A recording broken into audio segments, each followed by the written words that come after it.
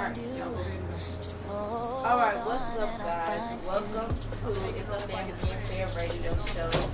And I am Jordan. I'm McKynzie, and we also have a new host today. Hey y'all, I'm Trey. And today, we're going to be talking about, the topic is staying woke. And you can tune in on Facebook at IAFA Radio Show. You can go to the website, Fishbowl Radio Network, at www.fbrn.us Bluestream. And you can also dial in. The number is 214-413-5062. Alright, so let's just get into it. Shout out to the last day of school. For all of you guys that just got out of school. So happy that we're out and summer has officially started. So first we're just gonna start with what's going on in the teen world, such as like interactions with polices and all that. So what do you guys have to say about that? Since we are fresh out of school, one thing that's really caught my mind about the police is the show When They See Us. I know everybody has seen that show, and it was really good, but it kind of took everybody on an emotional roller coaster. And I know a lot of people, a lot of teens, it's summertime and everybody having a good time, could relate. Like of course everybody has been to the park, so it's summertime, and just think about you and your friends going to the park, and next thing you know, you in jail you're in prison or jail or whatever for the next however many years. So I want to get y'all's, what y'all thought about the movie, about the show. Well, I really don't know how I really felt about it. I really just felt like all of it was just unfair from start to finish, because you were there, I guess. Because first of all, let's backtrack. Corey was the one that just went to the police office with his friend to support or whatever, and because they needed a person to tie up the rest of the story because the attorney's story wasn't adding up, then they just grabbed him in and basically told him to lie. And if he didn't lie, then they were literally just going to sit there and beat him up. And they did that with all the kids, so that way they can have a solid story about what supposedly had happened rather than what really happened. So I just felt like most of the time it was just really unfair for all of the boys that were included in everything. So what do you think about it, Trey? Well, I found out their whole scheme was to conquer the boys. They just really wanted to conquer them. They couldn't find, because we all know how it is, for prosecutors out there. If you have a case, you're trying to get somebody who who did it. You're trying to get suspects. They could not find a suspect, so they just they said every young black male who was in the park that night was a suspect. So, but I think their mistake was when they put all those boys in the same jail cell together, and then they started talking to each other, and they were like, what we're not going to admit to something that we didn't do. Yeah. So once they put those boys in the same jail cell together, that's where unity started to happen. So I think that in the black community, if we find that unity, then nobody will be able to stop us, scheme us, or attack us ever again. Yeah, because I feel like when we come together, it's just like we're unstoppable. But nowadays you have like everybody, no matter what your skin color is, no matter what, everybody is just going at it with each other. So yeah, I feel like we just all need to stick together, because when we're together, we're just unstoppable. And Trey, the other day when we were on the group phone call, I heard you brought up something about about how this show really tied into like, back in the day, I guess, when it was a lot of racism, especially in Texas with the lynching. Mm-hmm. And you said something about how they get the strongest man, and they make him the weakest, to show that they're not more powerful than, I guess you could say, the white men. And you could really relate that to the show too, because they kind of interrogated everybody, and they lied and made everybody feel like their so-called friends were looking down on them saying how he snitched on you and all this other stuff. How could you relate like the lynching and keeping the strongest male down? How could you relate that to the show? Well, first of all, it was called the Willie Lynch letter. It's infamous. What they did was they took the strongest black male, they took his legs, and then they took his arms, and they hung him at a tree. And they did this in front of all the black family, all the slaves. And this was to set an example. They have done this multiple times in our country. They have took the strong black men. And this has also been kind of it's been both ways, because in hindsight, I see that it has made the black women stronger. Yeah. It has made the black teens stronger because a lot of black women have had to do it by themselves. There's been so many teens who have had to grow up without their fathers. And we saw this in the Central Park 5. I mean, it wasn't until they got out of jail that they were able to start their families and their lives back over again. Yeah. And Asada Shakur, she was, I think she's Tupac's godmother, Tupac's stepmother, or something like that. She was accused of killing a cop. She escaped to Cuba, and that's where she still is now. But she described her trial as a legal lynching. And that's what I see it as. It was a legal lynching. That's what happened to these boys. And that's why when one of them, I think it was Tron, when he was in jail, no, it was Wise. It was Wise. Corey Wise? Yeah, Corey Wise. And he said that those Nazis, they're going to lynch me. When he got if he came out of solitary confinement. So I could see, can you imagine the fear in their eyes? I can only imagine that. Yeah. Being a child. Another thing I thought of is, so we all know at the beginning they were being accused of raping. Yeah. But I feel like while they were in the courtroom, it was like you said, like the legal lynching. I thought that it kind of reminded me of like illegal raping. Like they were raping their innocence away from them, and they were stripping them from things that they had power over, but they didn't know they had power over. Yeah, and because they were blind to their rights, they were really just taking advantage of them because they knew that they could get answers out of them, well, quote unquote answers out of them that they normally wouldn't be able to get from anybody else because they were young and they were blind to the fact of their rights. So that's really just how I feel about that. And it's also kind of funny because during the times of slavery, a lot of the white slave owners, they would rape and beat the slaves, the female slaves. But as time went on, we saw how that they turned that back around on us. And I don't know, a lot of this blackface stuff has been in the news lately, and a lot of those blackface shows, they portrayed African Americans, males, in the way of wiping white women. They portrayed us as that, and they portrayed us as these animal-like figures that belong in a zoo. And they kept displaying this, and then in the Central Park 5, in Ava DuVernay's movie that y'all are talking about, they tried to do this again. They made us look like animals. Yeah. And like we did something that was unorthodox and unethical when we were innocent. And I say that that's just a way of them trying to add to the stereotype that has been put upon us as a people.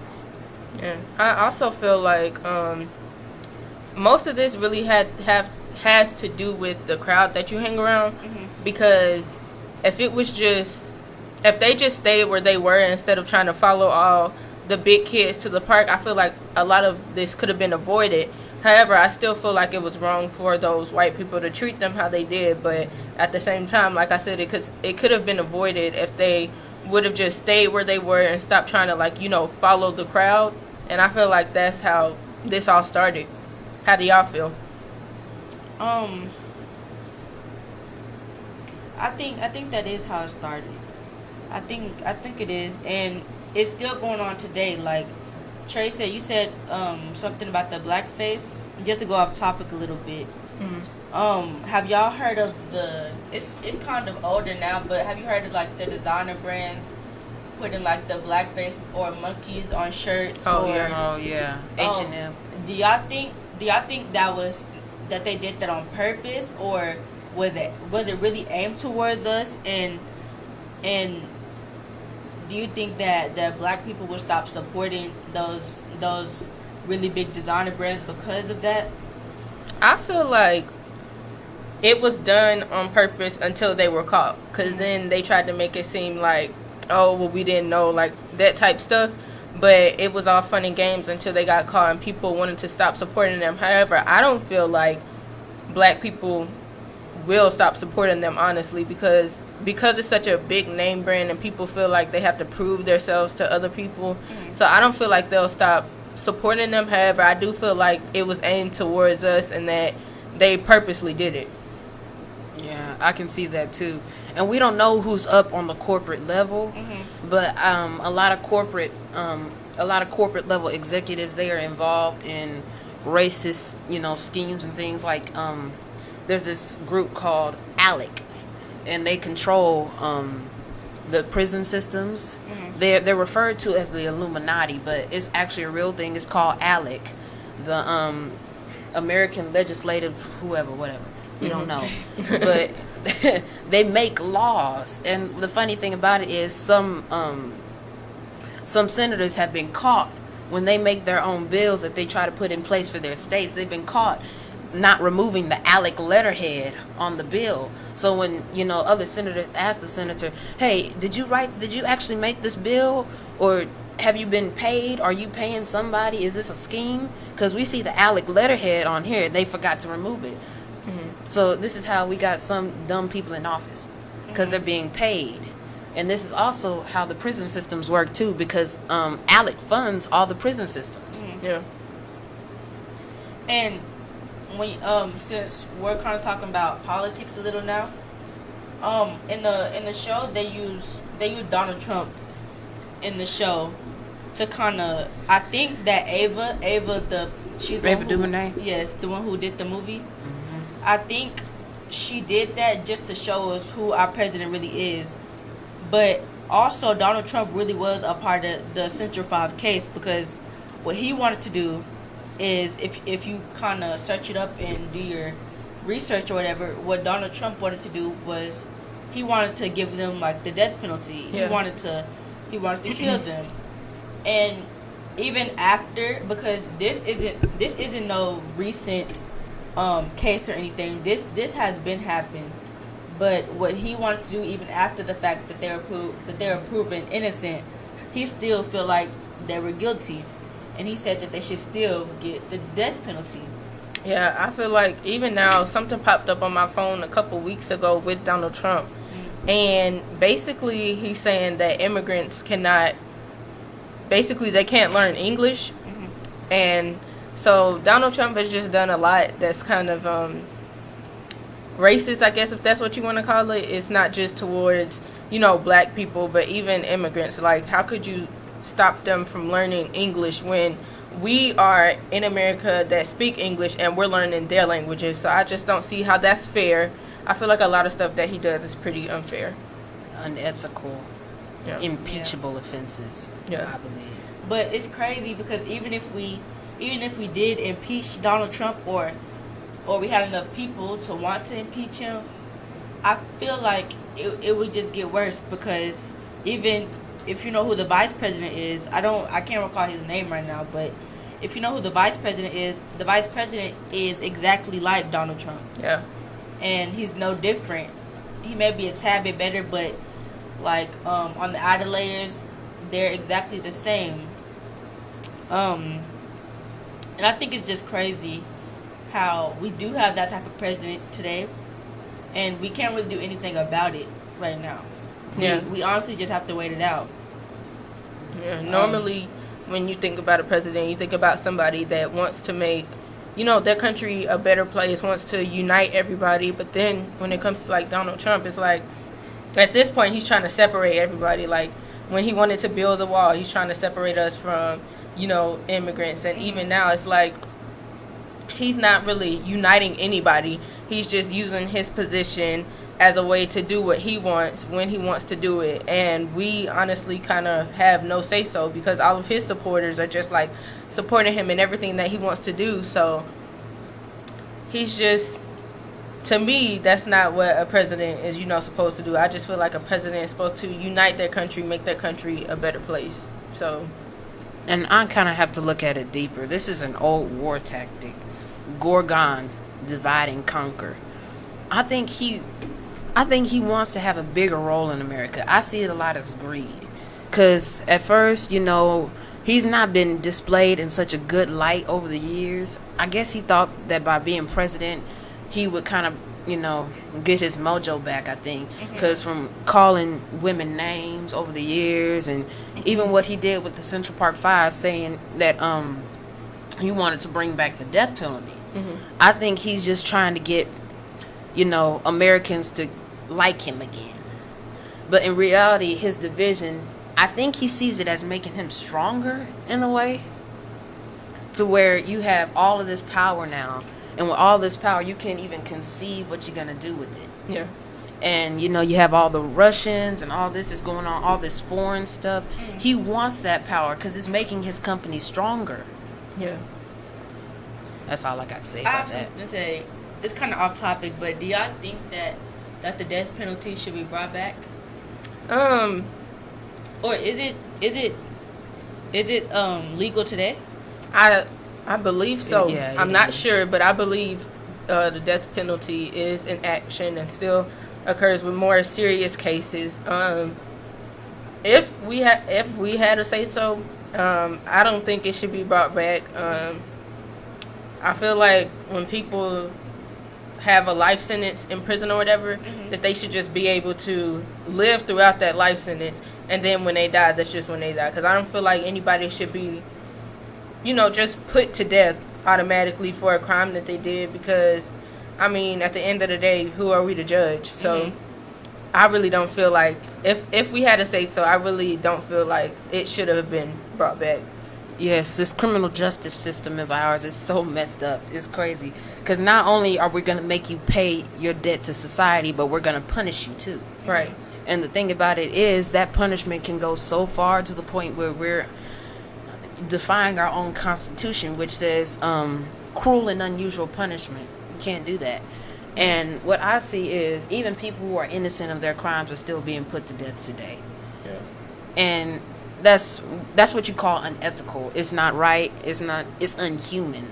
And it kind of goes against our godly wisdom. You get what I'm saying? Yeah. So everybody in here knows who Kim Kardashian is, right? Yeah. And with it's so many innocent, like the saying that say that everybody outside of prison isn't innocent and everybody in prison isn't guilty. Yeah. Do you, with that, like, there's so many people that are in prison who are innocent, and Kim Kardashian, if you like follow or keep up with her, she's been helping people get out. Yeah. And a lot of people have been looking down on that because they're saying that, oh, it's just because of her title that she's able to get these people out, and it's just because of how rich she is. And I do agree with that. I do think it's because of her title that she's able to do this. Yeah. But I do think this is what you're supposed to do. Right. When you make it big like that, I feel like that's what you're supposed to do with your fame, with the title you have. You're supposed to make a change. Right. And I feel like that's what she's doing. Do y'all agree, or do y'all think that it's not fair? I feel like it's fair because, like you said, all people in prison aren't guilty. And if they're innocent people, and if, even if they're guilty and they've been serving their time, I feel like it's okay for them to get out, live their life. Because, honestly, who wants to spend the rest of their life in prison? I feel like when you go and you do your sentence in prison or whatever, that you learn your lesson and you're like, I don't want to ever do that again. Because then at that moment, you're taken away from your family. And really, most people, that's just what they want to get back to. When they go to prison, I'm sure all they think about is their family and how their family is doing and what it would be like if they were still with their family. So I feel like what she's doing is really good, and that she's allowing families to be united again, and she's uniting people as everyone should. So, Trey, how do you feel about it? On the Kim Kardashian topic, you can bail as many people out of prison as you want to. I'm all for it. You're doing a great job as long as you think it's ethical. But on the matter is, if you're going to be doing so much right, how are you going to associate yourself with a person that does so much wrong? Are you talking about Kanye? Trump. Oh, Well, yeah. maybe Kanye too. It Both depends of on how you look at his life. But that's a whole nother radio show. So. Yeah, I never thought of it like that. Since I kind of forget that her and Kanye are together, and they do support Trump. I never thought of it about that though, or thought of it that way. Yeah. So let's take a break from like politics and everything, and let's go back to being out of school. What was y'all's school year like? My school year was cool. I didn't want to go to school, but like there was nothing bad about it. I just like I didn't want to wake up. I didn't want to go to school. I didn't want to do the work. I wanted to go to class and go to sleep. Yeah. I was happy when the last day came. Yeah, me too. Maybe if we didn't have to wake up so early and the teachers weren't so aggy and rude and stuff like that, then we might want to go to school, because honestly, now that we're out of school, it's like we really have nothing to do. So, not saying I would rather be in school, but I'm glad that we're out, because like this is just amazing. Like, you don't have to wake up early no more, go to school, no, none of that. You just get up, do whenever you want to, do what you want to do, and yeah. How about you, Trey? Well, I think I was pretty privileged to have good teachers and good curriculum this year. I was bouncing all over the place for the first semester. I went to Harmony, then I went to Village Tech, but then I ended up going to Byrd Middle School, where I, had the pleasure, and it's kind of toughened me up a little bit from charter to public. It's kind of made me a bit stronger, seeing the things I've seen. So I guess you got to go to a different place. You got to get your feet wet in something new. Mm-hmm. And in a way, it toughens you up, too. So you're well-rounded. Mm-hmm. Everything. Yep. So what do you guys think are some of the challenges during the summer that comes with being African American? I think anything, like, with just going outside, staying out late. Yeah. You can anything can really happen, even during broad daylight. Yeah. There have been so many things that have happened to African Americans, specifically male African Americans. Yeah. Staying out late, not knowing what you look like, making assumptions about you. I think you can do anything for them to accuse you of something. And I think that's what you have to be careful. Yeah, I feel like you said, that male African Americans are really who's being, I don't want to say attacked, but kind of like isolated, because most of the time it goes through your mind when you see a group of boys in baggy pants and dark color hoodies or bandanas on their head or whatever. You just think about gang banging and all that type stuff, and I feel like that's what goes through anybody's mind if they're just rolling past them or whatever. And I feel like that's why they're such an easy target. If you see somebody with their pants sagging, you automatically just kind of go like, oh, I wonder what they're up to. And that's not always necessarily the case, but the way that they carry themselves, that's just kind of how they're seen. So I feel like that's why they're an easier target to get to during the summer. Don't know why they're wearing pants during the summer anyways, but I just feel like they're an easier target by the way that they carry themselves, not only because of their skin color. And they put you in a certain category. Yeah. Well, during the summer especially, we're out of school now. Kids are off the schedule. We have a little bit more freedom. So this is the time where we kind of start to go crazy, depending on what type of person you are. But I mean, like, this is the time where we start to lose our minds in the freedom that we have now. No school, not a lot of supervision, what I mean? A lot of kids, they don't even go to summer programs anymore. They just stay at home. But also the murder rates in Dallas has spiked because, a lot of kids and teens, we're starting to, kind of lose our minds in the freedom, I think. Yeah. So we also have to carry ourselves in a way. We also have to be respectful with law enforcement. And we got to be smart about who we, hang around. Yeah. Especially in this time where we got all this adrenaline and we're trying to run all over DFW, run all over the place. You get what I'm saying? Yeah. I feel like another thing is interacting with policemen when you're pulled over or just any time period. I feel like that's another reason why African Americans are easy targets, because sometimes when African Americans are pulled over, their first thing that they think about doing is arguing with the police. Why did you pull me over? Why did you do this? And da-da-da. And they just, kind of go back and forth with the policeman. And what you shouldn't argue with the police. Just do what you got to do. Get it over with. As long as you are not being treated illegally or anything like that, just, kind of just go with the flow and just cooperate with them. Because when you sit there and you argue, they've already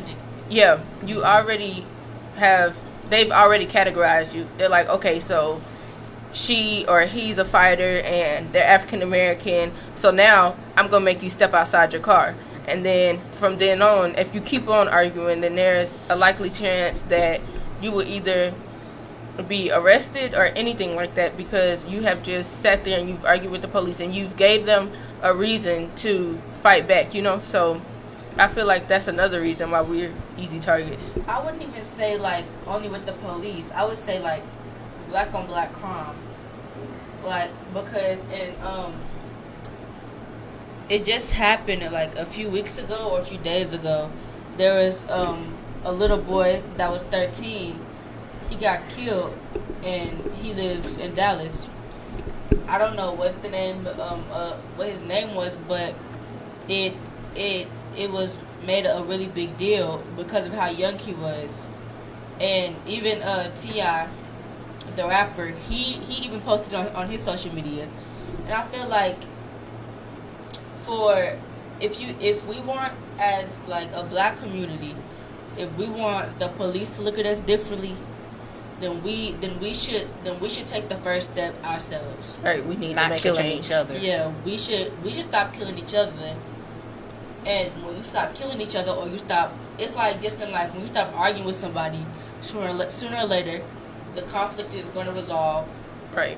And you're going to come together, and greater is going to be done. Yeah. So when that happens, then the police and even the justice system and everything like that will take us seriously. Because if we're not taking ourselves seriously, then we can't get mad about them treating us like we're a joke. And right. On the subject of the police, there are a lot of us good African American teens out there. I've seen a lot of good things with us. Mm-hmm. So what are some tips that we should give them to, when they get pulled over by the police? I know one is keep your hands where they can see them. Right. Don't move around too much. Let the officer know when you're going to reach for something. Right. Okay. It's good also to know your rights, but you can't be all in the officer's face with them. You can't threaten them or anything. You can't say that you're going to go and report them yet. But you have to keep your calm, and you have to make the officer feel like he is not in danger. Yeah. Because a lot of days we have this weird thing where we have a lot of wimpy officers that kind of forget their job, and and then they start fearing for their own lives instead of forgetting that they're here to protect other people's lives. So what are some tips that we should give our fellow black teens out there? I say, like I said before, cooperate with the policemen. Stay calm. Yeah, don't go back and forth. Don't overthink anything to the point where you're like having a panic attack, and then out of your panic attack you're going back and forth with them. Don't make any sudden movements. Yeah, and like Trey said, keep your hands where they can see them, because you don't want to risk losing your life because you want to do what you want to do and move your hands around. Or you want to try to prove yourself. Your innocence. Yeah. And if they tell you to step outside the car, don't argue with them and say, why do I need to step outside the car? You step outside the car, do what you got to do, so that way you can get back in your car and continue on doing whatever you were doing. Because at the end of the day, all they're looking for is for somebody to argue with them, so that way they can just arrest you. So if you just cooperate with them, they have no reason to arrest you. They have no reason to treat you wrong or anything like that. So That's what I would say. Do y'all think that? So you know how most African Americans, when they get pulled over by the police, they start recording. Yeah. Do y'all think that they should do that or they shouldn't? I feel like they should do it only for their own safety. However, when you're making it obvious and you're screaming behind the camera and you're like, yeah, I'm finna show this to da da da da da, and you're like talking a whole bunch of noise behind the camera, that's when it becomes disrespectful. If they ask you to put your camera down, you know, just go on about your day. But I feel like, because most times when you see people recording, you hear a whole bunch of noise talking in the background, you hear a lot of chaos going on. If you just take out your phone and you're just silently recording, they really have no reason to tell you to put your phone down. And sometimes it's okay to just ask, be like, hey, can I record, just for, you know, your own safety. So I feel like it's okay. I don't see nothing wrong with it. Yeah, and I want to say that not much has changed. I see mentalities haven't changed. We still have a little racism, stereotypical mindsets out there. But what has changed is time. And we have a lot of technological advancements in our society. We've come a long way.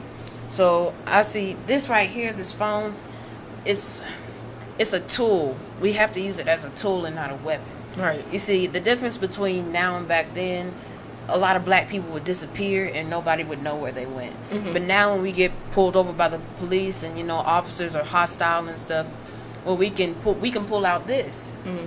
And we can force a conversation about what's really going on. Yeah. So what I say is, we can't be all up in the officer's face with it, because it is a tool. It's right. Not a weapon. Right. If we use it as a weapon, then that's when the officer becomes hostile. Use it as a tool to defend yourself and defend your rights. Yeah. Also, me and my mom were talking the other day, and she said that there's an app where if you've gotten pulled over, you can say, I guess if you have an iPhone, because you say, Siri, I'm getting pulled over by the cops, and it'll just automatically start recording. Like, you don't have to pick up your phone. You don't have to do any of that. You just say, Siri, I'm getting pulled over, and it'll start recording and contact your parents, do all that for you. So that way, even if they ask you to put your camera down, it's like, okay, fine, but it's still recording you, and you don't have to be, you know, disrespectful about it. So, not sure what the app is called, but I will let y'all know when I get the name of it. And something what you just said, Trey, about since there's been a lot of technological advancements, one thing that that has improved with the black society is that now we're able to get education. Yeah. It might not be the same as white people, but now, like, it's really close that we can get the same level of education. And I feel like black kids growing up, we're not taught to get our education because if we get an education, we can fight back with the knowledge that we need. And now you see a lot of black kids in detention or in ISS or even suspended or expelled. Mm-hmm. I think we need to teach our kids and whoever's around you, your siblings, your cousins, kids, that education is very important, because if you do get stopped over, you do become knowledgeable. If you happen to be in a courtroom, you're knowledgeable about your rights, about even about other things that they may think that you're not knowledgeable on. Right. And I feel like we really could use education to our advantage. Mm-hmm. Yeah. And make something great out of it. And with that being said, I also feel like it's really important to know your history, including like your rights and all of that, because when you know all of this stuff, you're reminded of who you are and what rights you have in this world that we live in today, because people will make you feel like you're not worthy and that you don't have the rights that you do have. But if you don't know that, then you just don't know. And it's like they've told you this and that's what you're going to believe, because you don't know what rights you do and don't have. So I feel like it's really important that you know your history and know your rights. Mm-hmm. Knowing your history, knowing your rights. To expel upon that topic, Another stereotype that has been placed upon us, this is kind of an old one, but it was a stereotype that describes African Americans as naive and stupid. And that came along with the animal that I told you with Blackface. That's what that came along with. But I think that once we started getting all these black inventors and we started showing, America what we could do as a people, that's how they started getting a little afraid of us. Because they're like, they're going to run us out of the industry. They're going to run us out of corporate America. They're going to run us out of the baseball league. That's when we started instilling fear in some of the white folks. And that's kind of how it turned around. And I say that we ourselves can't be afraid. We have to be smart enough. We have to have the drive enough to go to school, to get knowledge. Because knowledge is power. But for us, for African Americans, knowledge is rocket fuel.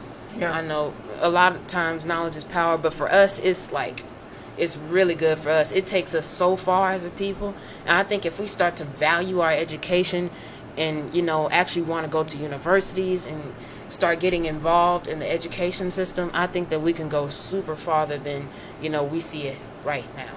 Yeah, because I feel like sometimes we get complacent with where we're at, and we're like, people don't want us to go to school anyway, so let's just, skip school, or people don't expect us to be this smart anyway, so let's just give up. But you have to know in your mind that you are smart enough and that you can do it. And you can't let people talk down on you, because then, honestly, if you're the one that's, being smart, and you're the one that's, putting forth the effort, then it's like, oh, wow, she's taking this serious. Now we got to step up our game, because, like you said, we do instill fear in them when we're, outdoing them, when we're, taking time out to study, or, just becoming better than them overall. We start to override them, and then they're like, oh, we got to step up our game. So with that being said, us as African Americans, we need to step up our game, because that's what's instilling fear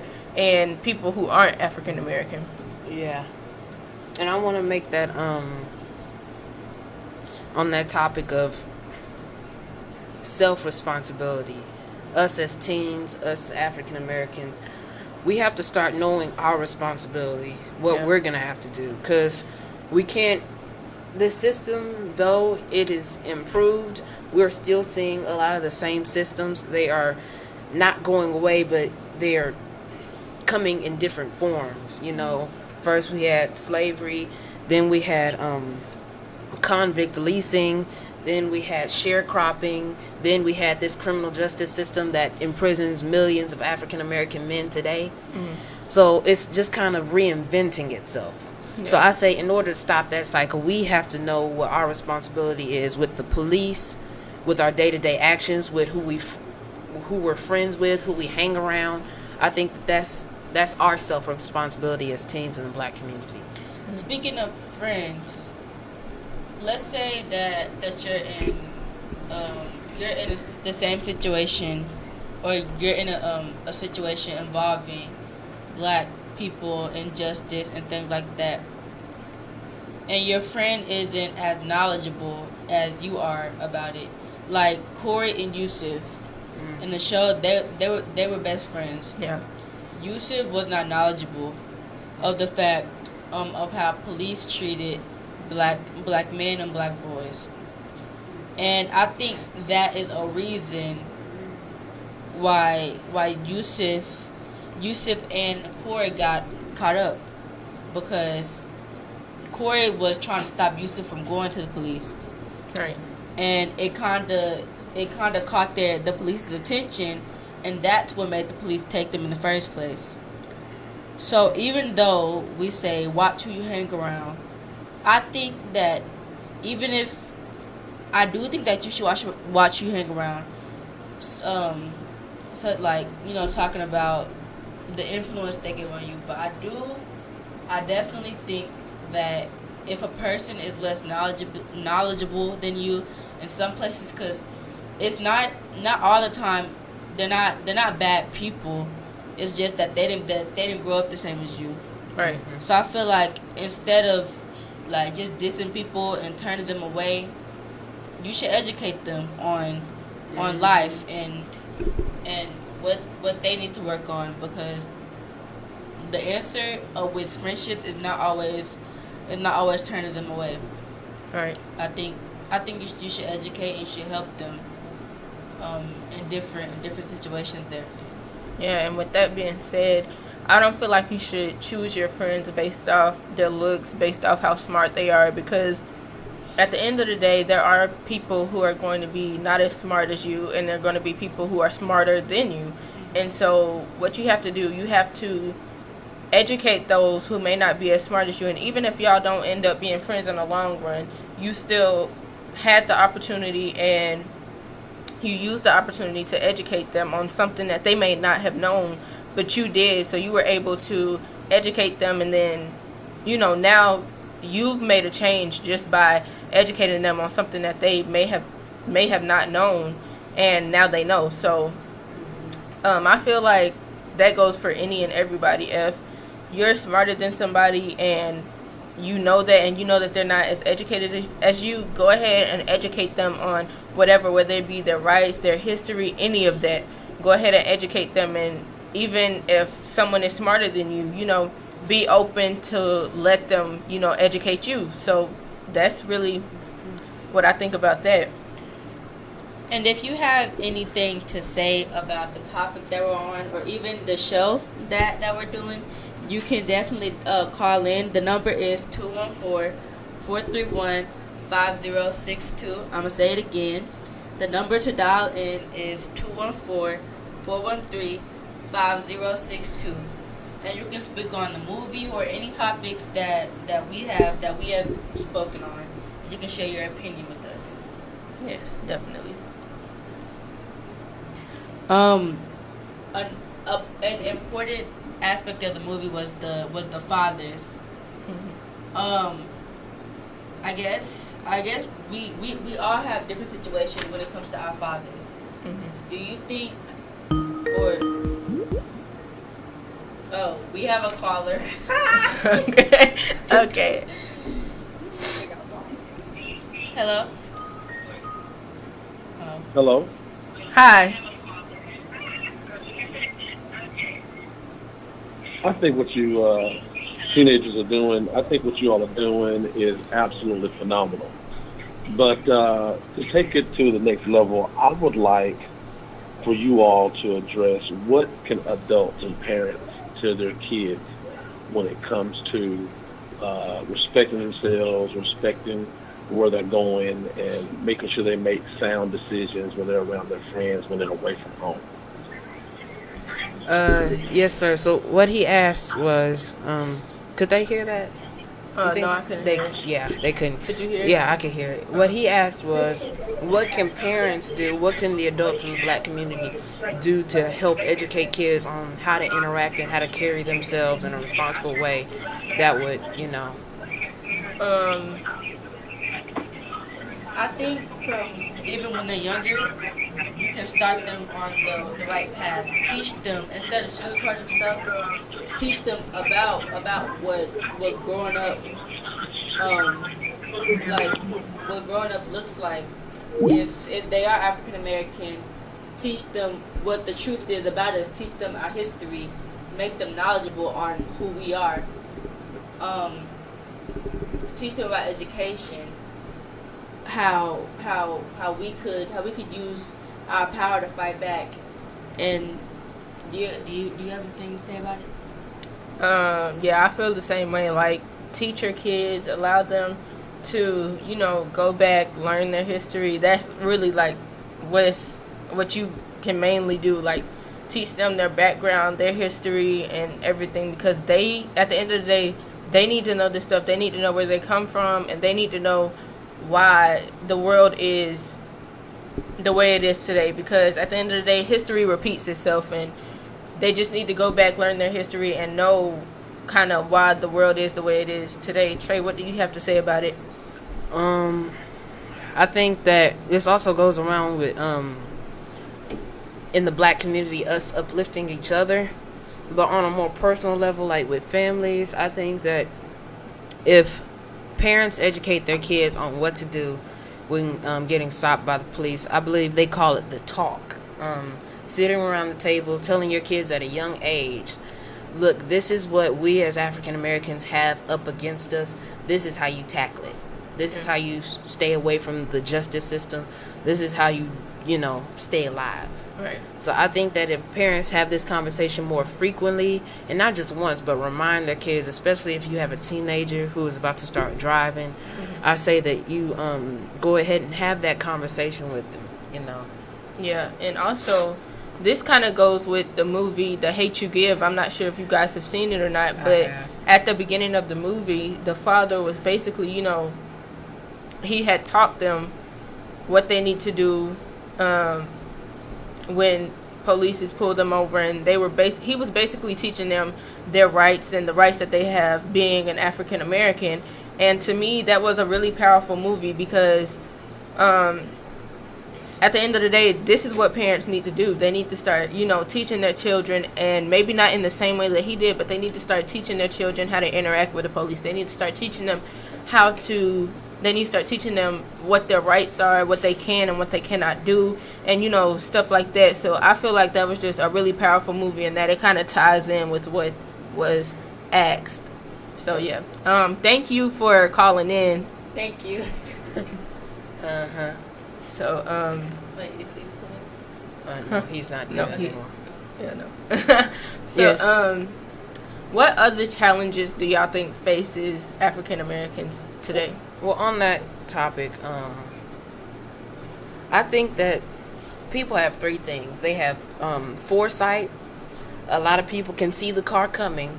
Mm-hmm. Some people have, they can see in the moment. They're in the moment. I am not one of those people. Yeah. But they are in the moment. So while they're getting run over, they can see the undercarriage of the car. And then there are some people who have hindsight. They're only good enough to where they can get the license plate once the car is going away. Someone else is calling. Okay. Oh, we have another call, guys. Hello? Hi. Hi. Hi. Hey guys, I have a question about, I want to kind of go back to the movie When They See Us. There was a part on there where the little boy, Kevin, I think he was the youngest little boy that was in the interrogation room without his parents on there. What do you guys, if you guys were put in a situation like that, and I know that probably was a little bit frightening to him. He had adults, and we've always been told to respect our adults. What do you guys think would have been the best thing to do for that young boy had we educated him a little bit more in advance, that when adults try to interrogate you about things like that, what do you think that the little boy would have done had he been knowledgeable about that? I feel like had he known, that he would have kept silent, and that he would have, waited until his parent either came in contact with the police, until the parent showed up at the police station, or until they could get a hold of one of his family members to even come there, because he really was not educated on the fact that an adult had to be there with him. So I feel like if he had known, that he would have waited and kept silent until an adult was in there. How do y'all feel? If I was 13, I don't think I would know what to do. I would be really confused. Right. But something I would do is because I'm pretty sure he knew more than one person, more than his mother. Mm-hmm. Mm-hmm. But I probably would have asked him to call somebody else, call my auntie, granny, somebody. Yeah. To be there while they're doing that. But I definitely understand, because he was frightened. He didn't know what was going on, and he was young. He wasn't educated. What about you, Trey? Well, if I was able to get past the crazy fear that would be in my mind if I was in that moment, what I would probably have him do is Well, I wouldn't have him argue, because I think that would only make the situation worse. But I would have him keep silent. Right. And in a way, well, yeah, in that moment, you can demand. Because as kids, it's all right. You can't interrogate us without a lawyer being present or our parents being there, a parent or a legal guardian. Mm-hmm. So in that moment, he could have spoken up, but you can only imagine the kind of fear that's in his head when you're being tortured and intimidated by police officers who all they really want is a suspect. Yeah. So I can see how he would have been crazy afraid in that moment. Yeah. I feel like anybody at that age would be afraid when you come in contact with someone who has that much power over you.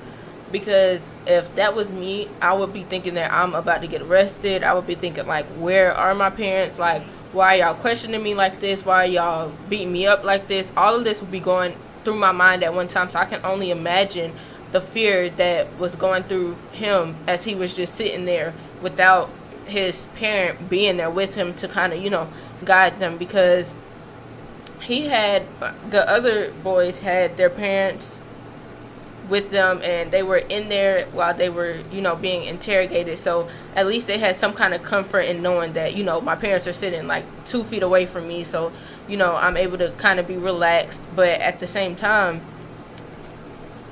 he had nobody in there with him. So it was like, okay, now I'm kind of, anxious. I'm having an anxiety attack. I don't know what to do. So I feel like had he known that, he would have, just kept silent until somebody was there with him. I think another reason with him is when we're so young. I think like the perspective we have with police is that they are above us, and that when police comes around, we have to act a certain way, or we'll get in trouble. Right. And since he was so young, I definitely understand if you're in a room with a whole bunch of policemen, a whole bunch of detectives, he was scared, and he was like, okay, I have to do what they say. Right.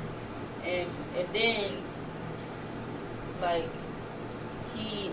they interrogated them for 30 hours straight. Right. No food, no nothing. So I'm pretty sure that also played a big part in what he was feeling, the fear and everything that was in his heart. Yeah, I know Antron, he had his father in there to, kind of tell him to, although Antron didn't want to admit to doing something that he didn't do, he was willing to do it because his father was there to tell him, like, listen, cooperate with these policemen so we can go home and we can be out of here. So I feel like had the other boy known, that he would have waited till a parent got in there, and he would have he had to cooperate without his parents there and without his parents telling him, listen, do what they ask you. He had to do that. He had to make up in his mind on his own, I'm about to commit to do it. I'm about to say that I did something that I didn't do so that way I can go home and be out of here. So he made that up in his own mind without anybody, being there to guide him, through that whole interrogation. So, but with Antron's father, the advice he gave his son, it kind of came back and like slapped him in the face a little bit, because he said just do what they tell you, and that's exactly what Antron did, and it led to him in a worse situation. Yeah. If you were the father, Trey, if you were the father in that situation, and you told your kids to just do what the police, or would you tell your kids to do what the police say? I would not, because I think that in this shortage of strong African American males in the country, I think that we also have to be fearless. And even though I get we wanted to go home, but admitting to something you wouldn't do, to me, that me personally, that's like taking the easy way out. I wouldn't, if I could see why they said they wouldn't admit to something that they didn't do, because why would I, sacrifice my integrity over something so little, so that way you can keep your job, All right. Guys, it's 6 o'clock. It's the top of the hour, so. Commercial break. Jordan? Oh.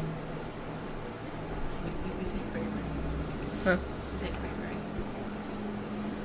Oh, okay. So you can watch our show on on Facebook. It is IAFA Radio Show. The website is www.fbrn.us, and the number once again is 214-413-5062. All right, guys, and we also want you to know that it's a family affair radio network. We all come together as a family to do these radio shows. So I want you guys to be to know what's going on every Saturday. First Saturday we have the men's show. Second Saturday is the teen show. Third Saturday is the young adult show, which is next Saturday. So you guys tune in with that. Fourth Saturday is the women's empowerment show, and then fifth Saturdays are the relational real talk. So you guys make sure to tune in every Saturday. Every Saturday it's a new show. So you guys just make sure to tune in, and as Jordan said, you can tune in through Facebook, the website, on the Blue Stream, and if you have any comments, just let us know. So so now we're gonna go ahead and take a break. We'll be back in just a little bit.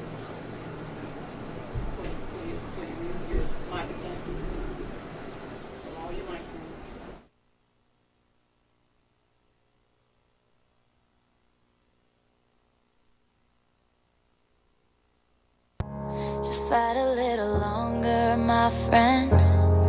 It's all worth it in the end. But when you got nobody to turn to, just hold on and I'll find you. I'll find you. I'll find you. Just hold on and I'll find you. I'm hanging on by a thread, and all I'm clinging to is prayers. And every breath is like a battle. I feel like I ain't come prepared. And death's knocking on the front door. Pain's creeping through the back. Fears crawling through the windows, waiting for them to attack. They say don't get bitter, get better. I'm working on switching them letters. But tell God I'ma need a whole lot of hope, keeping it together. I'm smiling in everyone's face. I'm crying whenever they leave the room. They don't know the battle I face.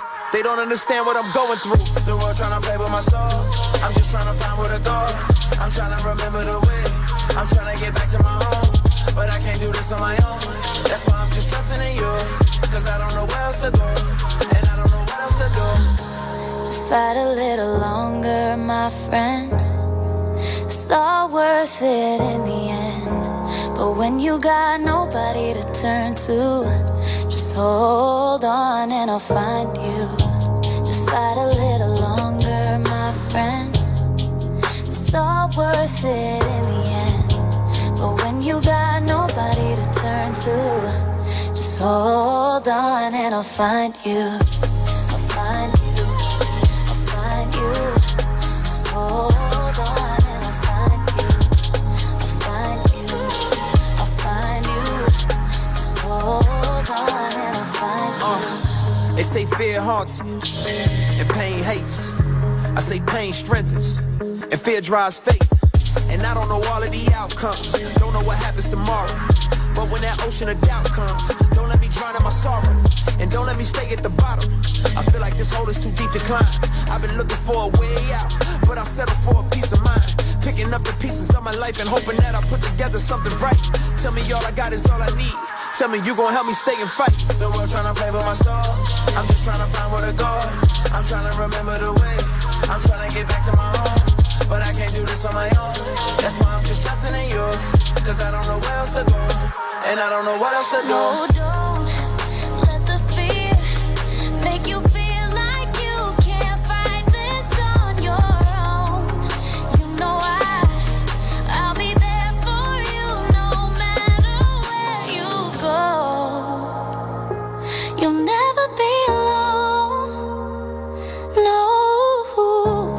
Just fight a little longer, my friend. It's all worth it in the end. But when you got nobody to turn to, just hold on and I'll find you. Just fight a little longer, my friend. It's all worth it in the end. But when you got nobody to turn to, just hold on and I'll find you. Just fight a little longer, my friend. It's all worth it in the end. But when you got nobody to turn to, just hold on and I'll find you. I'll find you. I'll find you. Just hold on and I'll find you. I'll find you. I'll find you. Just hold on and I'll find you.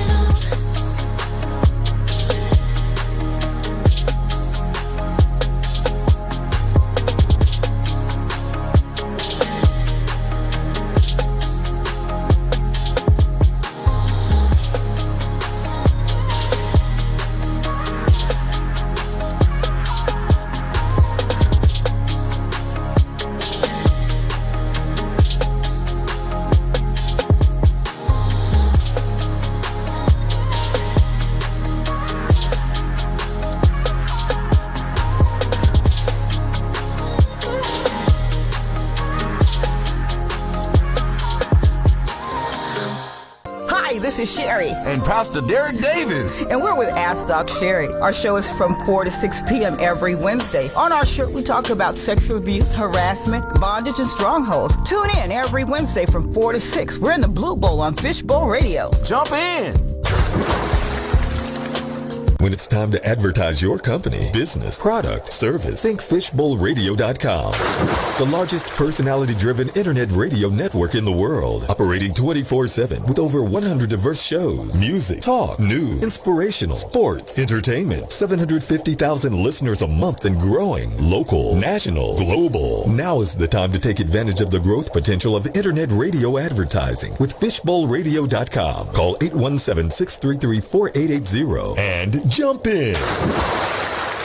This year, make your corporate event, holiday party, or birthday magical with the Magic Mirror Photo Experience. Your guests will love it and be talking about it for days. Plus, they'll even get to walk away with their own unique red carpet picture. It's fun, unique, and gives your occasion that special touch that your guests will appreciate. The Magic Mirror.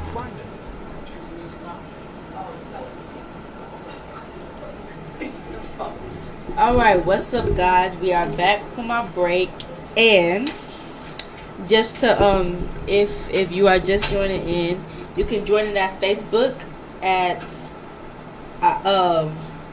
IAFA Radio Show. You can go into the website Fishbowl Radio Network at www.fbrn.us, and you can dial in at whatever time that you want.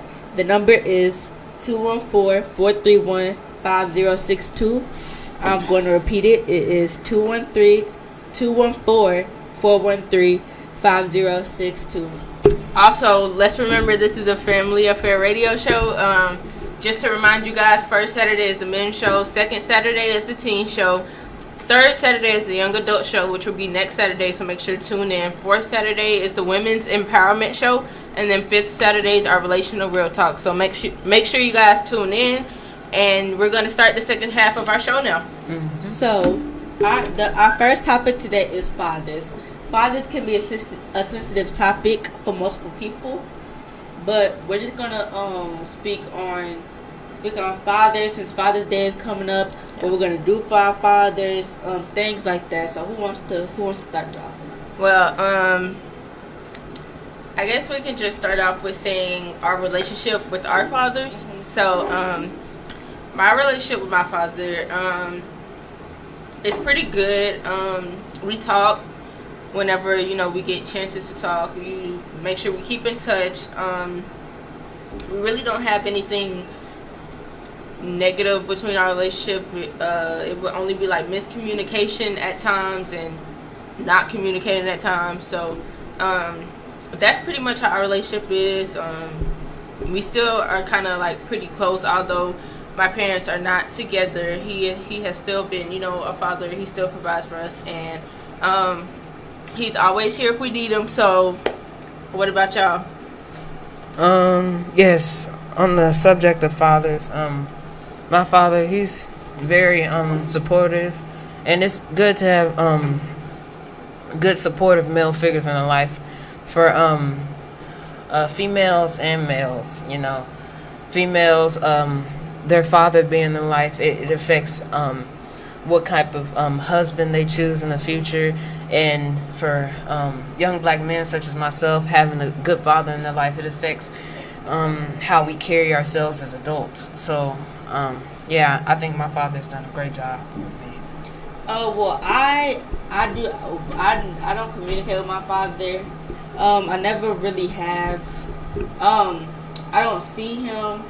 We don't talk, and it's not anything personal. I don't think it's just my mother had me at a young age, and a lot of things just fell off.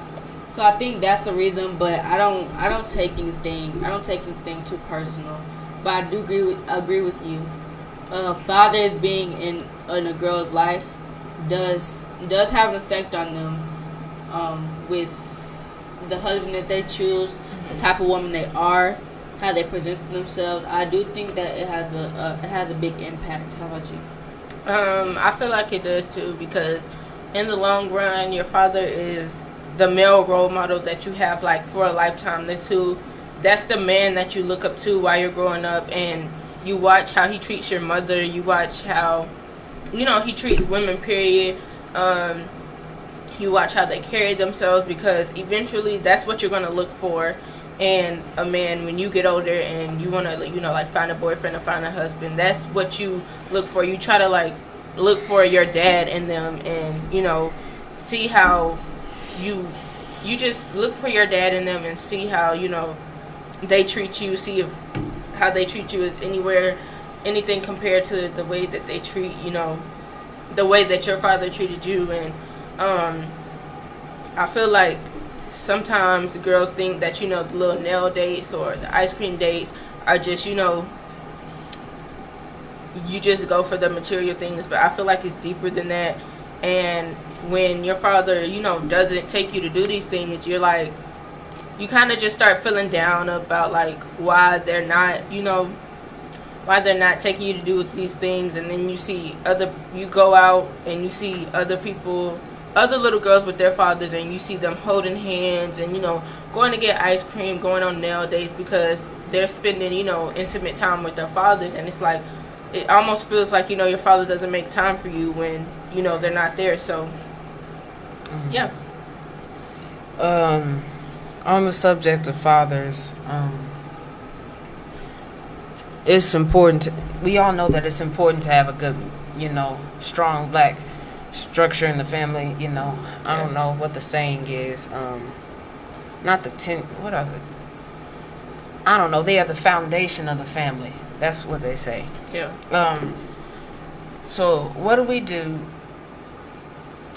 when we stray away from that foundation? You know, when we start to lose sight of what our father has taught us, when we, you know, start to lose sight of that, how do we come back to that? I think you can come back to that by having a strong male leader, whether it's whether they're related to you or not. They can really bring you back to what your father has taught you. And even like any strong male leader in your life, they can teach you a lot of things. What do you have to say about it? I feel like once your father has already placed that foundation, it's not hard for another male role model or whatever you want to call it to come in and, you know, add to that foundation, because it's like your father has laid the foundation down, you know, did what he had to do, and when you stray away from it, or if he strays away from it, you know, it's like there are other males. It doesn't just have to be your father that sits and, you know, has all these conversations about boys or whatever with you and stuff like that, or to encourage you and, you know, do things like that. It can be any male really that you feel comfortable with and that you feel close to, that, you know, can do those things. It doesn't always have to be your father. So I feel like you just have to be open, because sometimes girls don't want to have anything to do with the male if it's not their father, but you just have to be open to the fact that it doesn't have to be your father that's, you know, always there. You can have other male role models in your life other than your father that, you know, can be there for you. You just have to, you know, feel comfortable being around them, I guess. So, what do y'all feel like the father's role is in the family? I think that the father's role in the family is to keep the household together. Keep the household together and be the shoulder that everybody can lean on. And him and the wife should be the household of the family and should control the family, you know. Yeah. What do you think about it, Trey? Well, this is a Christian radio show, right? Okay. This is a Christian radio show. Okay. Well, first of all, we were all made in God's image, right? So we were all made in God's image. But I think that the male head of the family, I think that he is the image of God, but in a more obvious and stronger way. You know what I mean? Yeah. And I think when we formulate our own opinion in our heads of what we think God is, and we know who God is, and then we can kind of see the same qualities of forgiveness, love, respect, and strength. I think that once we see that in our fathers, then we know who to be. Like at a funeral, if my dad cries, I know it's okay to cry. Like him. If we're going through hard times, you know, if I see him break down, then I know it's okay to break down, you know. The leadership qualities, I think that's the important part of the family, you know. Sacrificing yourself, you know. If dad lifts his hands in worship, then I know I can. All right. I feel the same way. I feel like the father is the head of the household, but when you look at it at a spiritual way, God is our, you know, father. That's who provides everything for us. That's who is always there, even when your father on earth isn't there. You know, you still have your father in heaven and everything like that. And I feel like fathers are the head of the household. They keep everything in line. They provide for the family and they protect the family. And I feel like when that's like taken away from you, your family isn't that structured, and you kind of have to like rebuild that foundation and rebuild that structure to get back how you used to be when father was there. So, Jordan, how do you feel about that? I agree. I do agree. I think that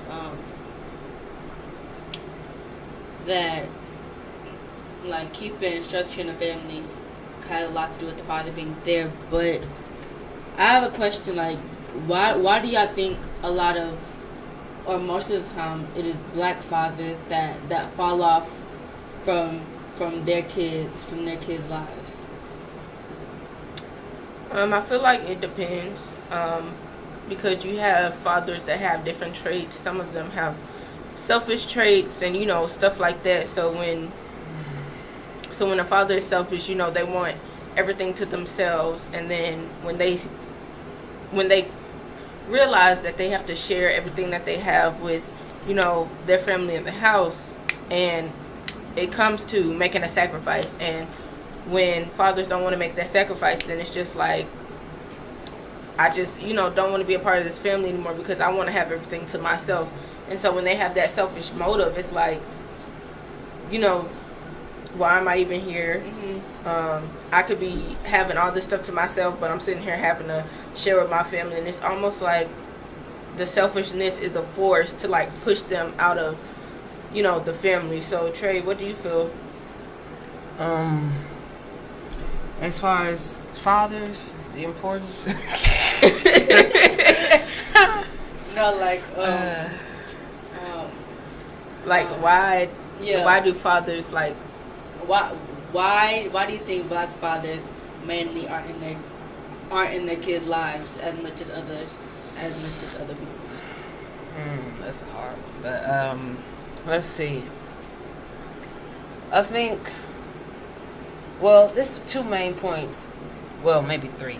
Well, first we have the fact. I'm gonna say that the system kind of deprives a lot of black men of their integrity. It deprives them of a lot of spending time with their families. A lot get locked away in jail. They just get lost. Another thing is a lot of black fathers, they don't try to find who they are. So if they don't know who they are, how are they going to help their kid to find out, who they are? So I think a lot of black men, they don't know themselves anymore. And again, talking about, we were made in his image. Until we can find ourselves, I don't think that we can help anybody find themselves either. Right. So that goes back again to self-responsibility in the black community. We just got to figure out who we are before we can tell anybody else who they are. I think one of the reasons why black fathers seem to be more absent than others is because of the history that black males have. Like, black males were once stripped of their integrity, their pride. When they used to be beaten by slave owners in front of their wives, in front of their children.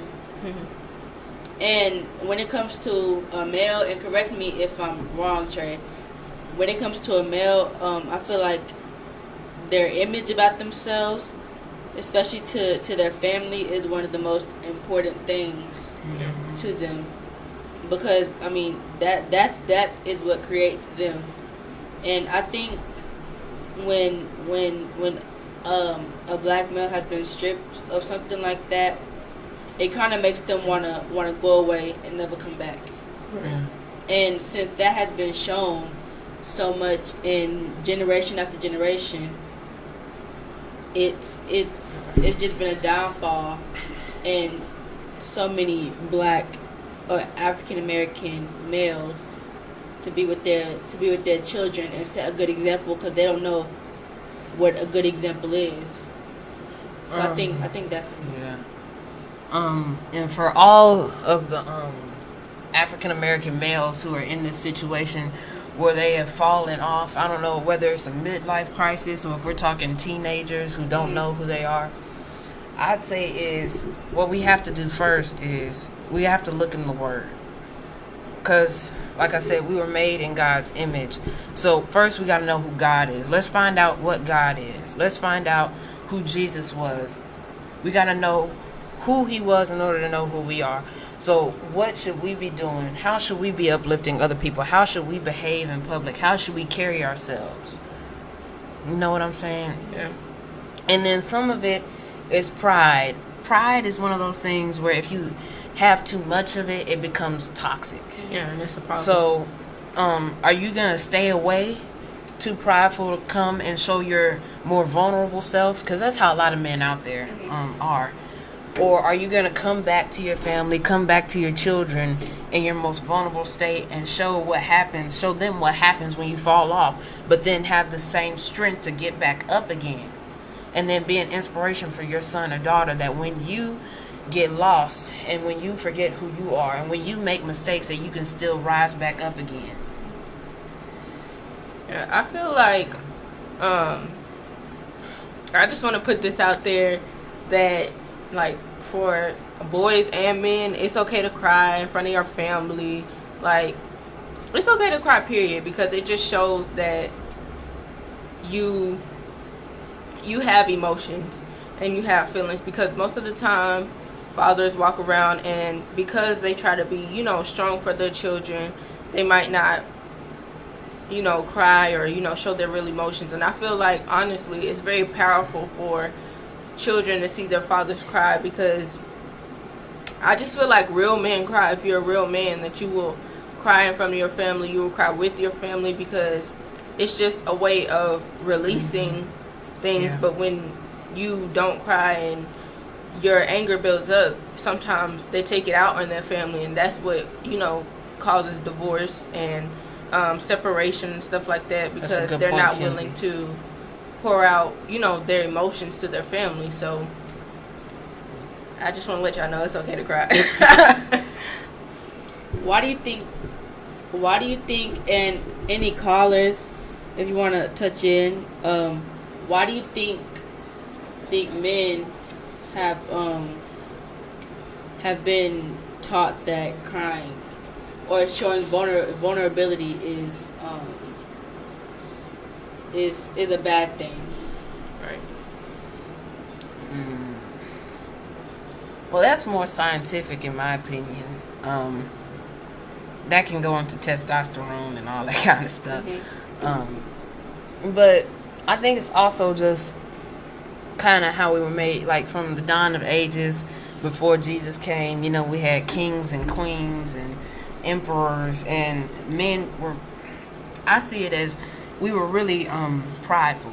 Man himself, we were starting to come along back in the Iron Ages and the Stone Ages. This is history. And I believe that Jesus was sent on earth not only to sacrifice himself, but to be a living example of how man should carry himself. Yeah. To knock our pride down a couple of notches, to show that a man can be vulnerable and sacrifice himself on the cross for the people that he loves. So that goes back a couple of years. I can't say that I know why a lot of men today are scared to be vulnerable, but I certainly don't see too much of that, because, you know, things are happening nowadays that, you know, men get a lot of reasons to cry, you know. So I feel like it's really because of society, because even when you're at school and you're in classrooms and you see people cry, or when boys are together and one of their boys, you know, start crying, that it's like, oh, you're a punk, you're, you know, this and you're that. And so they get called names when, you know, they show their vulnerable side, and that kind of just makes them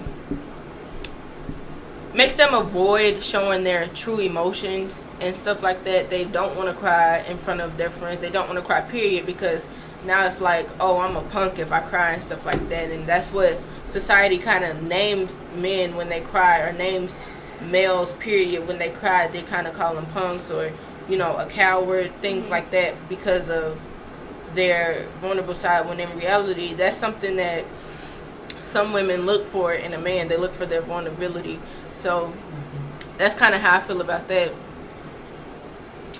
And before, it's almost time for us to close off. So before we close off, we are going to talk about what staying woke means. Everybody done heard the song, what's it called, Redbone? Yeah, Redbone. Everybody done heard that song, and everybody get like hashtagging stay woke. But what does it really mean to you? Stay woke to me means that really that you need to keep up with what's going on in today's world. Be aware of what you walk into when you walk into the world, when you wake up every morning. Know what you're getting yourself into. Know what's going on in the world. Just, you know, keep up with current events, all of that. Like, staying woke means that you need to, I guess it really just means to be aware. Be cautious of everything that you do, you know, all of that. Just be aware. That's what stay woke means to me.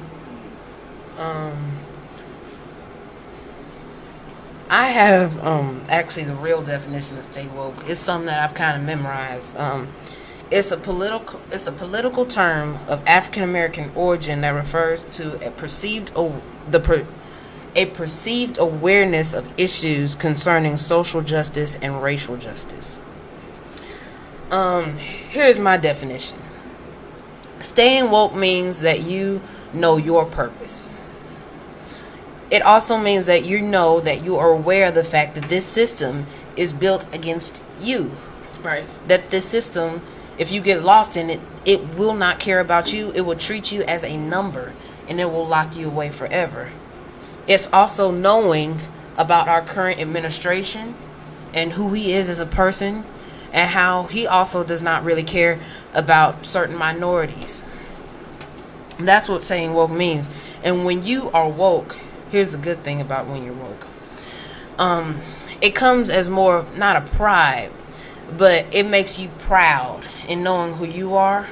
As African Americans, when we start to get woke, we start to gain that, and we start to break those stereotypes that America has tried to place upon us. We start to gain back our pride that we were stripped of back in the slavery days. We start to gain that back, and that's what staying woke means. Somebody on here said alert and attentive. Alert and attentive, yes. With staying woke, I honestly just think it means to know what's going on, even if everybody else doesn't know that you know. Right. Like, especially in the black community, when they see us, they automatically think that we're not knowledgeable, and the way we act kind of proves that on some terms that we are not. But if you so-called stay woke and you know what's going on, they don't gotta know that you know like what's going on and what's really happening, but you should always know what's really happening, what the real intentions are, and you should always just like be knowledgeable about those type of things. Yeah, I agree with that. Like, you can know and not tell everybody else that you know, because at the end of the day, you don't have to prove anything to anybody. As long as you know and you're keeping up with what you have to keep up, that's your responsibility. So you do what you got to do, and you don't have to prove anything to anybody. If they think you don't know and they come and ask you, then you politely let them know, hey, I know about this, da da da da. Because then that makes them look like the fool, because they were trying to be funny and they thought that you didn't know, but you did know, and you've told them that you do know. So, I mean, at the end of the day, you don't have to prove yourself to anybody. As long as you know what's going on, then that's all that matters. Go ahead. Okay. The reason why I want you all to tap into this stay woke narrative is because you're also tapping into a power that's been denied to you. Whether you're Mexican American, you're Latino, or you're African American, there is a certain power and pride that America has tried to deprive you of. I'm telling you right now that when you are woke, you take that power back. You take the pride of your skin color. You take the pride of how you talk. You take the power of your language, your culture. You take it back, and you bring it back in. And the Black Panther Party, they had like a 10-point program of all the things that they wanted from the government. You start crossing those things off in your head. We want freedom. We want full employment. We want the end of robbery by the white man in our community. We want the end of police brutality. You take all of this back, and we take control of ourselves, and we take control of our own freedom. That was number one on the Black Panther Party's list. Take control of your own freedom, and that's what happens when you're woke. Yeah, I like that a lot. How do you think that you can educate people on how to so-called stay woke? I feel like just educating them really, and staying in contact with your community, bringing your community together, educating your community. And I feel like it just all comes down to educating everybody, make sure that you keeping up with current events. And once you find out about something, if you know that like your followers don't know or something like that, because most of the time, most of the stuff that we see is through social media. So if you find out something and it's just been put out there, you can put it on your social media, let everybody else know that, hey, look, this is what's going on. Make sure you're aware, so that way, because eventually the word is going to keep being passed on. So eventually it'll, you know, kind of reach your whole community, and you all are aware of, you know, what's happening around you. What do you think, Trey? Well, we gotta educate each other. That's also what we have to do. Educate each other on the current events that are going on. Educate each other on truth. I was lucky enough this year. I had a teacher, and she educated me on truth. She was not afraid to tell the truth. She went off script. She went off the history books. She even left out a couple of teaks. She didn't teach us some things just so that way she could get some other things in. You know, we watched 13th, the documentary about Ava DuVernay, about how, you know, 1 in 3 black men, they go to prison, and how the system keeps them in the constant cycle of oppression. So what I want everybody to do, if you're listening, I want you to educate one another. Not just stay woke yourself, but spread the message. Because this is something that we need all African Americans to do. And then that's how we unite. That was the biggest mistake, one of the biggest mistakes about our government during slavery. They did good. They kept the books away from us. That's how they kept us bounded. That's how they kept us in bondage. But when they let us sneak into the church house and let us come together and unite, that is when we started taking control of our own freedom. That's how Nat Turner started his rebellion. That's how all of this happened. It was because we started coming together. And we knew that we were going to have to take control of some things. And the same way as now, people are not going to give us anything anymore. I mean, I'm sorry to tell you, but this government, they're not giving us anything free nor on clearance. We're going to have to take everything that is ours. We're going to have to take it, and we're going to have to work for it. Yeah. Definitely going to have to work for everything now, because now that they know that we have the knowledge, it's like, okay, now, you know, since y'all have stepped up y'all game, now we got to step up ours. So we just have to work for everything that we get now. Nothing comes easy at all. So y'all just remember that. Work for everything, and don't forget that you got to work for it, because nothing comes free, nothing comes easy, none of that. So how do you think that, like, young black men who aren't as educated or who aren't, you know, exposed to a certain type of environment, and all they've been taught is to go against, how do you think that they could stay woke if they don't have the same level of knowledge that some people might have? McKynzie, you want to answer that? I feel like that comes in with your community, because when they don't know, there's always people, or there always should be people, or even if it's just one person, there should be people who come together and, you know, educate them, whether it's, you know, dropping off newspapers at their front door, whether it's, you know, just walking around saying, hey, look, this is what's going on, not sure if you knew, stuff like that. You know, that's when the community comes in hand to educate the people surrounding them, and then, you know, eventually word gets around and people will find out from somebody, because that'll be like the word on the street. I feel like in different neighborhoods, I guess you can call them the older OGs, they should teach the younger and upcoming generations what's really going on, because they know what's going on. Yeah. And most of the times, like, people like that, they just sit back and watch the younger people just sit in ignorance. That's good, and Jordan. they don't do anything about it. They're like, oh, they don't know what's going on. But if they don't know what's going on, teach them.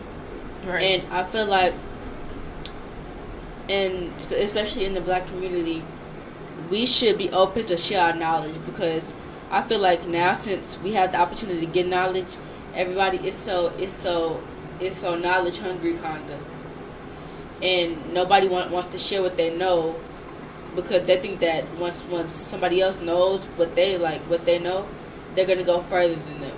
Mm-hmm. And I feel like we should stop being scared of that, because, like, at the end of the day, we all going to the same place. Right. Whether somebody knows more than you or somebody doesn't know more than you, and we should teach, or the older people should teach the next generation, and not be afraid of them having the same knowledge or even more knowledge than they had, because I feel like everybody can teach everybody. Right. At the end of the day, you live to learn. You learn something new every day. The reason that some of us have this knowledge is because every day we've learned something. So at the end of the day, even if somebody isn't as knowledgeable as we are, we should be open to educate them as well, because at one point in time we were like them. We weren't as educated as we are now, so we should be able to be open to educate others, and even if they do, outdo us one day, we should be proud of that we were able to educate someone, and that they're doing better than we've done. Yeah. Can I just say this? Yeah. Exposure is everything. I know that that's something that a lot of us have been deprived of, but the great thing about time is as it's progressed, and now that we're in the 21st century in 2019, we are able to get more information than any generation before us. Information, like, this is the time, even as I speak, information is being uploaded like millions of times per second, right as I speak. So we have to take hold of this knowledge. We have to grasp it, because generations before us, they didn't have access to it. The only thing that's going to stop us now is ourselves. We have to give up this fear that I even struggle with. We have to stop being afraid of exposure, and this knowledge that is out there now, we have to take hold of it and share it with others. Because a lot of us out there, we're naive, and we don't know a lot of the things that's going on. And that can also withhold us from career opportunities and getting ahead as a people. So I believe once we take hold of knowledge, we share it, and we expand upon it, then we can start to succeed. Yeah. I feel like that plays a major role in not only African Americans, but America as a whole in succeeding, because once you take what you know and you share it with others, it continues to be shared. And eventually everyone will know, and how they decide to, whether they decide to unite or, separate, at least, everybody is up to date with what's going on, because everybody is not going to always agree with what may be going on. But at the same time, it's really not up to them unless, we make a change and put a stop to, the bad things that are going on. But we have to, take the first step and be the bigger person and, make a change. Yes. Okay. Oh, go ahead. I know what you say. I was gonna ask you guys this question. What do you think we can do to make sure that this abomination of an administration never happens again? What do we as a people need to do to make sure that this doesn't happen again? I think just come together, because I feel like the reason why all this has happened is because everybody is so segregated, whether that's color, the way you look, the way you think. Everybody's segregated, and if we all bring all that knowledge together, we can do things that we never knew we could do. Yeah, I agree. Because like I said before, when we unite, we become unstoppable. Mm-hmm. If we would just all come together, put our differences aside and come together, this world could be a different place. Like, it could be a better place, because at the end of the day, we're separating ourselves. Like, whether it's, African Americans, whites, whatever, it's not only, race being separated, but by your religion, by your belief, by all of that type of stuff. And even now, it's like blacks are separating themselves. Like, they're getting into it, and then it's like, I don't want to be bothered with you no more. But once you become mature enough to put the differences aside and come together and unite, then we can make this world a better place. Well, actually, I was going to say one word, and that one word was vote. Yeah. A lot of us, we didn't vote. I knew a couple of people after this last election that didn't vote. They either thought that he wasn't going to get into office, or they just flat out didn't want to. And that's our responsibility as a people. And I feel like that's another thing that we need to be taught. Yeah. Because people, like, I think a common mistake is when people think of a people don't know about Republican and Democrats. People just think that Republicans are white people and Democrats are what's it called? Liberal? No, it's I forgot. But like black Latinos. Yeah. But that's not true. It has a deeper context to it, but nobody has been there to teach us that. All you hear is just vote for me, vote for me. But you don't know, like half the time, people don't watch the different sessions that the electorals have. They don't watch that because it's long, and half the time you don't know what they're talking about. But if we were educated on that type of stuff, I think that we would have a lot more people vote because they're more educated on what voting means and what it could do. And And Jordan, you are so right on so many levels, because not only do we have to vote, but we have to have discernment on who to vote for. You know, we have to know what people are for us and who's against us or who just doesn't care. But also, not just, we can't necessarily rely on people. If you want to run, like, because this is a TV show, we can't vote yet. We cannot vote yet. So, I mean, that's pretty obvious. Right. But one thing that we can do is when we get older, we can run. I mean, we can formulate our own political opinions and things that can drive us. Even with the shootings, the mass shootings at schools, a lot of kids walked out. Well, you got to walk out for the right reason. But still, we can walk out, we can protest, you know, and whatever's going on, we can say something about it. So that's another thing. Speak up. Not only being woke, not only staying woke, not only knowing what's going on, not only being aware, but actually doing something about it. I totally agree, and I do feel like you need to know the different people who are running. You need to know their motive. You need to know what they're running for, why they're running, like stuff like that. Because when you're not educated on that, then what's the point in voting? Because you don't know what you're voting for. Yeah, so that's right. I feel like you should take the time out to, you know, understand why people run for the positions that they run, and you need to know what you're voting for. So, yeah. Yep. So, I guess the last thing we could talk about before we end is, like, did anybody have any final words that you could leave with somebody to make them remember this topic, this subject? McKynzie? Huh? All I can say is stay woke. That's basically what this whole show was about, and that's really all I can tell you. Stay woke, because at the end of the day, that's what you got to do to survive. Yes. Don't be sheep. That's the saying. Don't be followers. Don't be unaware. Yeah. Jordan? I would just say the next generations are everything, are what's left of what we have.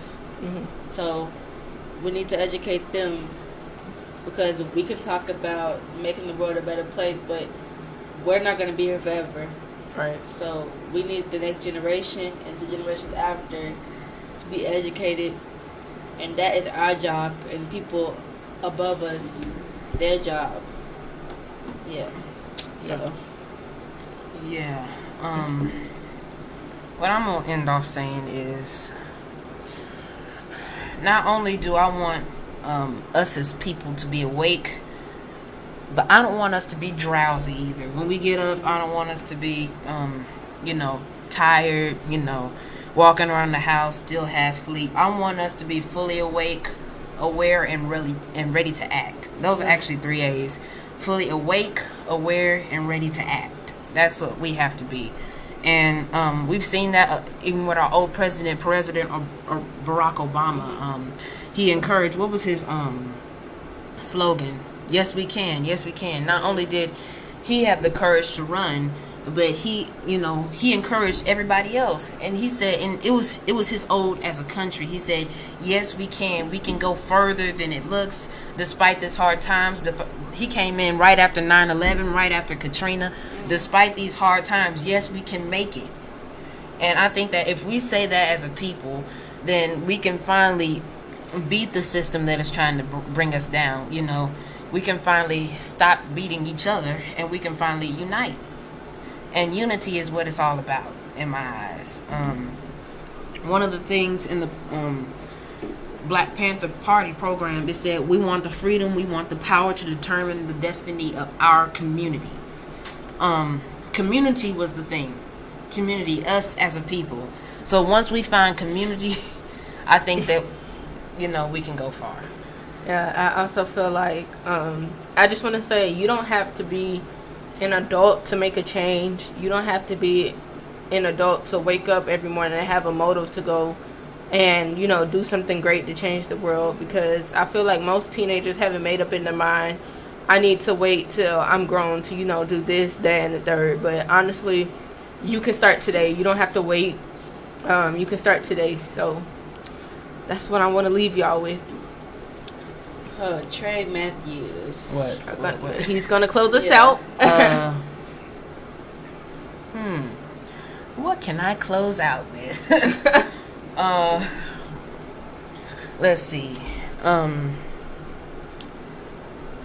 In Donny Hathaway's song, Someday We'll All Be Free, it was not only him talking to himself because of his internal demons, but I think he was also speaking to the demons that are seen and unseen in our country. So when he says someday we'll all be free, I believe that he was speaking hope into our hearts. So I think that we need to gain the hope that we had when President Barack Obama was in office. We need to have that same hope now. We need to have just as strong as a faith as we did, you know, back then as we did now, as we should now. You know what I'm saying? I really think that as far as the shootings, we're having the crime rate is spiking in Dallas. I think we got to stop killing one another. We got to stop doing stupid stuff out in the streets. We got to stop making folks believe that stereotype that African Americans in low socioeconomic areas, they will act crazy, you know. They will hurt one another. They will hurt you. They, you know, won't go to school, or they won't get far in the industry simply because of the color of their skin and where they live, okay? And I think that a part of being woke is knowing how to overcome that. That's all I have to say. All right, so we're gonna go ahead and close out, and we want to say thank you for tuning in. Thank you for all the supporters. Join us next week. Every first Saturday we have our men's show. Every second Saturday we have our teen show. Third Saturday we have our young adults show. That is next Saturday, so make sure to tune in for that. Every fourth Saturday is the women empowerment show, and every fifth Saturday is relational real talk. Follow us on social media at IAFA Radio Show, Instagram, YouTube, and our website www.mdwinnercircle.com. So thank you, and we'll see you next time. Peace out.